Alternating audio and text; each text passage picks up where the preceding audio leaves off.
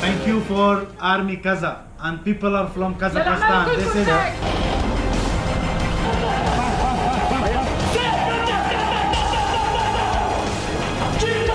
Бұл менің ең бірінші бітімгершілік операцияға шығуым болмақ. Және де бұл құрамда болғаныма мен өте мақтанам және де қуанам. Ол мен үшін үлкен абырой. Кейбір киімдері, бас киімдері бізге жасауға болмайды. Бір движениемен бәрі. Осы бітімгершілік операцияға дайындыққа дейін біраз қорқыныштар болды.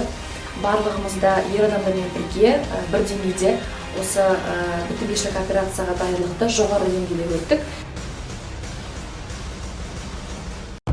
Готовы! Цель! Тик тұр! Рол! Ге!